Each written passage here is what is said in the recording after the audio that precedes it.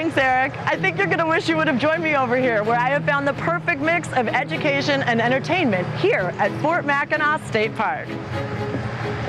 So we've been talking a little bit about how it feels here on Mackinac Island, and especially here in Fort Mackinac, about time, the concept of time, stopping time, going back in time, and how it kind of slows down.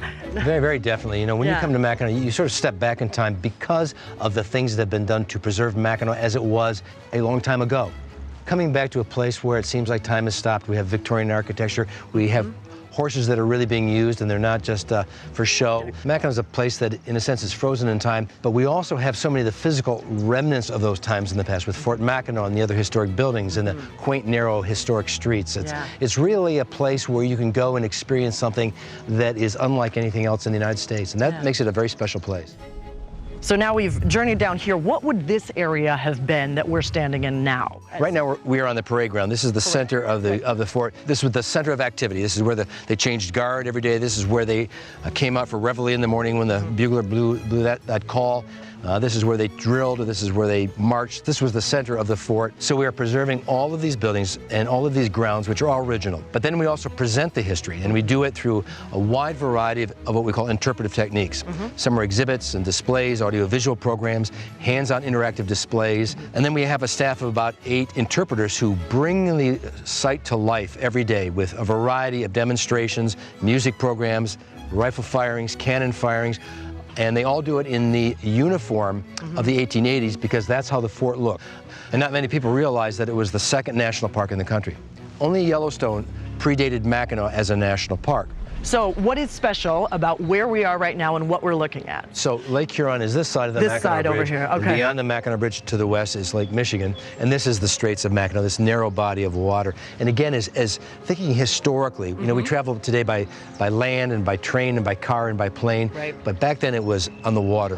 Whether it was a birch bark vessel or a sailing boat or the later steam-powered boats, all the traffic was on the water. And so this is the highway, and this is just a really narrow little convenient, logical stopping off place. And then you add to that a natural harbor like this, and so Mackinac just becomes a real convenient gathering place.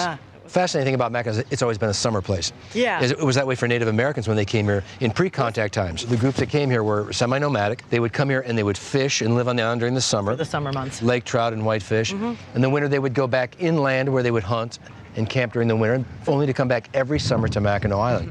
The island attracts about 900,000 visitors every year. Fort Mackinac about 200,000. The year-round population is about 500. So here at the West Block House. The West Block House and this cannon location were a couple of the defensive centers of the fort.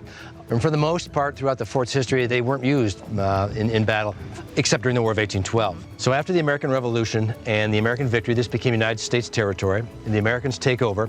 And then in 1812, the very first land action on U.S. territory of the War of 1812 was the British recapture of this fort. But 2 years later, in 1814, the war is still going on, and the Americans decide to try and recapture the fort from the British. So they send up from Detroit 5 gunboats heavily loaded with armed forces and cannon, sail into the bay right here. And their first plan of attack is to bombard the front of the fort and then land and scurry up the hill and take over the fort. Because when they began firing their cannon from the ships, they realized that they could get the cannonballs to fly only about halfway up the hill. And the Americans retreated out of the bay. They sailed around to the back of the island, and the plan was to attack the fort from behind, but the British could see exactly what they were going to do. And the Americans marched right into the teeth of the British forces, and there was a very quick and decisive battle that was a British victory. So how did the United States reclaim Fort Mackinac then? Even though they lost the Battle of 1814, treaty that ended the War of 1812 simply returned all captured lands. So one thing I'm noticing is there are no cars. How does that work? It all goes back to 1898 when a young man brought the first car to Mackinac Island, drove it off the boat, onto the dock, up the dock, and onto the main street. And that's when the horses on Mackinac Island met their first car, and it wasn't a happy meeting. Thank you so much for being here, and thank you for sharing your vast knowledge. I appreciate it.